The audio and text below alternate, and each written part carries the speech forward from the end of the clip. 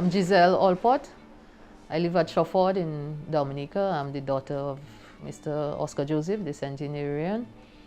And I've been looking after him for the past 6 years straight. Mas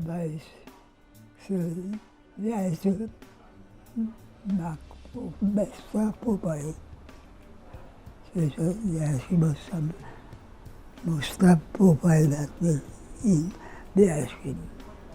Oh, ever since he returned from England, he built his house. And no, it's prior to that. Yeah, he was one of the first houses in this development way back. So I was actually born in this house. Yeah. And I was born in 1965, so he's been here all his life.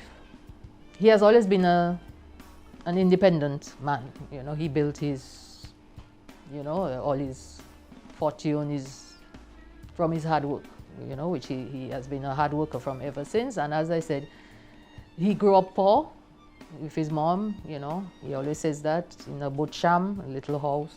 He grew up with his mom. And he always worked hard. He always saved his money for later days. So he always reminds me that, I worked hard so that I can see you all, grow up and do not have to beg anybody for anything, So he's always been that. He's still very independent, still very stubborn. I mean, after 106 years of doing things your way, it's difficult now. So you have to work with him. And on days, he has his ups and downs. So it's just wake up, putter around, and he has a few coins. He likes to play with money. So I give him his money and he plays with it all day and he's quite happy with that. Give him something to eat, he goes back to bed, clean him up and so, back to bed. When he feels peckish, he gets up again, give him some coconut water.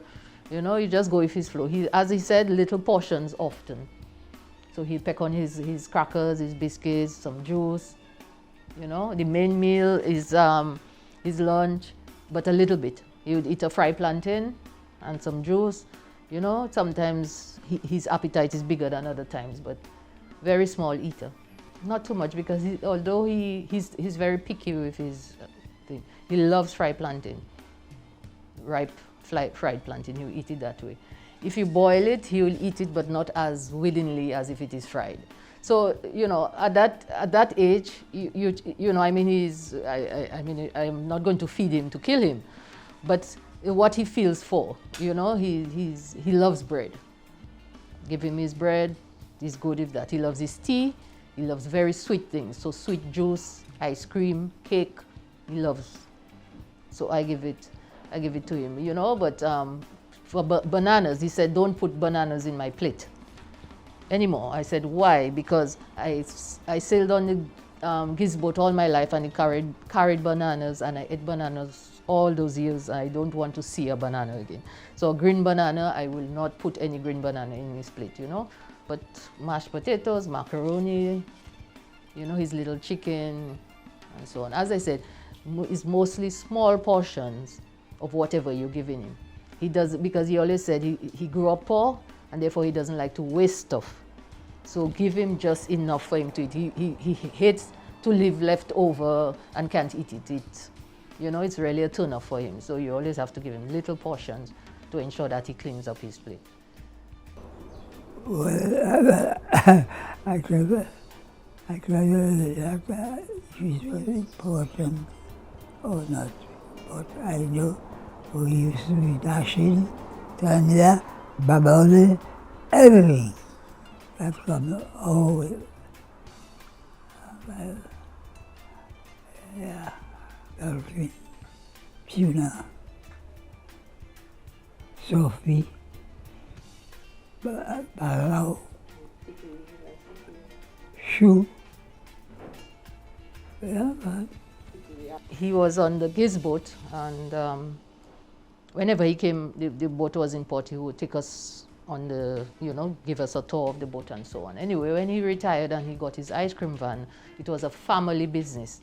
So everybody there, and we were, 4 of us were here. Yes, 4. My first sister was always in Antigua. So 4 of us were here, along with my mom and him, and we are the one that grew the ice cream, the business, the Popeye, Mr. Popeye. So we did the You know, I remember everybody had a grater. Each person had their grater. When it's coconut, for coconut ice cream, if everybody grated their coconut. My sister did the pastries because we sold meat pies and so on. You know, everybody did their chores. He went out, he sold the ice cream. When he came back, everybody assisted in cleaning up the van. Everybody had their chores. And, you know, we just grew and developed the business. You know, he has his house. It was destroyed by Maria. We had to repair it. It wasn't insured. We repaired it from savings that he had, you know, worked hard. So he has worked hard and he can live comfortably, you know, on what he has developed. There is this Calypso, they want it now. And I think that's the difference. The young people want things now. They do not want to start from small and move up. They want to be up there. You know, I always say you ask them to do a job for you at your home. The kind of price that they quote for you, you know, it's almost like they want to make more than what you are presently making, which, you know.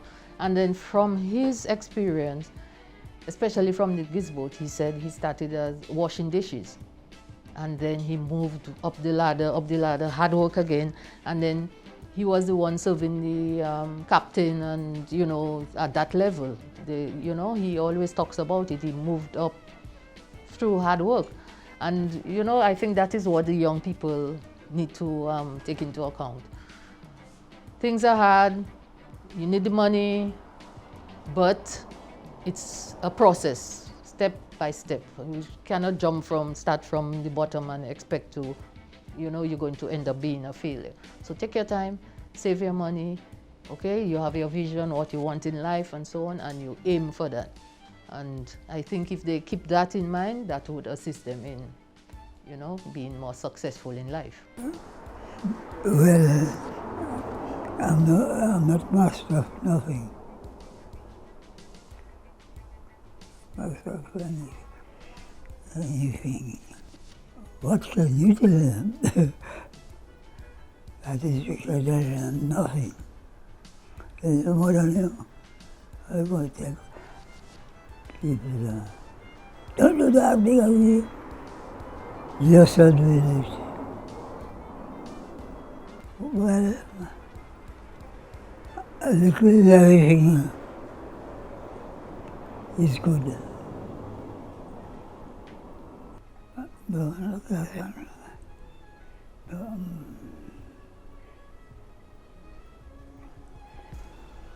Well, mostly every shop in Dominica has a castrum. And those lower of rum.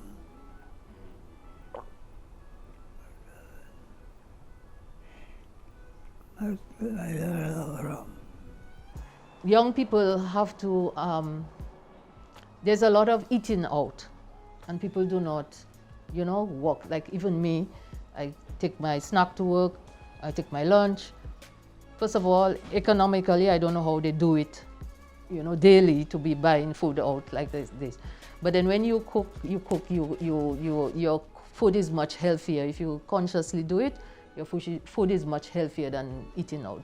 So I think, you know, they should try and consciously, you know, try to eat better and not just, you know, KFC every day. It's going to take its toll on us eventually, you know, so contributed to his longevity too. His agility, he was always agile. I mean, even he drove at 100, you know. He stopped driving at 100 years. He drove to church. He drove himself. We had a service for him at 100. He drove himself to church. And then that was the last. Okay, but his license was expiring 2 years thing because he always purchased his license 3 years at a time. And yeah, so I think his size, maybe it's in the genes and so on, but he was always on the go, always busy, always, you know, he's not a person who sat around, and he was always very busy. So I think as we can maybe say exercise and, you know,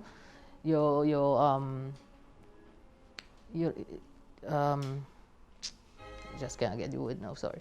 So I think that helps, you don't just sit around and just eat and in front of the television. He'd go outside, he would wash his car, he was just always until he settled down at night. So I think it's, movement and exercise and what we eat can contribute to longevity, I think that.